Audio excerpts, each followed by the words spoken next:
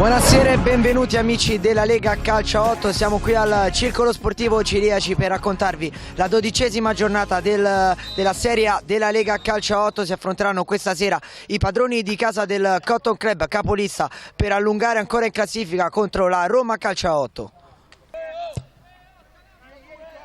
Come prevedibile, scusate, è il Cotton Club che fa la partita.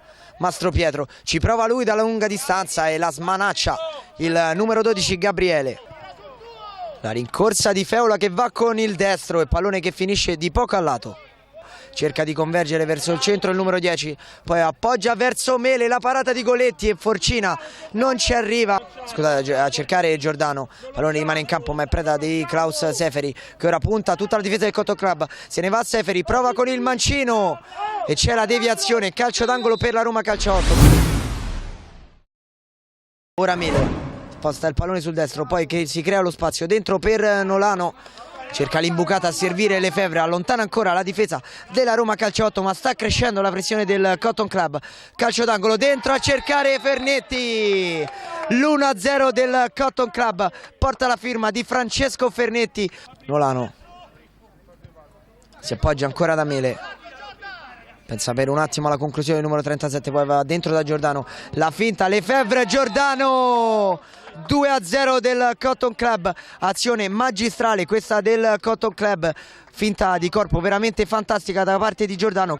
E ora mette la marcia la squadra di Flaviano Pina. Feola ci prova da lunga distanza, deve intervenire Fioretti, con le mani va Piccheri, pallone verso Lefebvre, ancora Piccheri, cross con il sinistro, palla che giunge a Giordano, rientra sul mancino ed è 3-0, doppietta per Marco Giordano. Si capisce però male con Cioccari. Ora Lefebvre se ne va sull'out di destra, viene steso da Sacchi. Giordano sul punto di battuta, il cross in mezzo a cercare Zamperini. 4-0 Cotton Club, anche la firma del capitano su questo match. 4-0 per i ragazzi di Maurizio Giuseppucci. Riparte la Roma, Seferi però non riesce a controllare il pallone per la chiusura da parte di Mele. Ribalta l'azione verso Nolano che con il diagonale destro chiude il match. 5-0 per il Cotton Club. Il fischio finale da parte del direttore di gara quando siamo ormai giunti al minuto numero 25. Arriva ora il triplice fischio che condanna la Roma Calcio 8 ad una pesante sconfitta. 5-0 per il Cotton Club che continua a volare in testa alla classifica. Primo tempo loro si sono chiusi molto bene, noi non riuscivamo a trovare spazi e ci serviva il gol, almeno lo si aprivano un po' e poi dopo la migliore qualità è uscita fuori. E faccio un complimento alla squadra che già da un paio di giornate sta giocando veramente molto bene, stiamo prendendo continuità e questo è importante.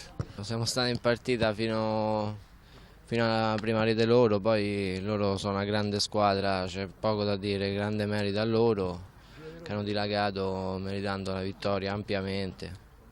Purtroppo è un periodo che ci proviamo ma dai risultati non sono dalla nostra parte, ma supereremo anche questa. Ecco. Serviva la pazienza di giocare anche noiosi, perché avete sentito anche voi l'allenatore loro che chiamava giustamente le uscite, ma tutti dietro la linea del pallone stavano, per cui questa è una partita che ci aspettavamo. Loro sono una difesa fantastica e puntano sull'agonismo e hanno fatto secondo me un'ottima partita.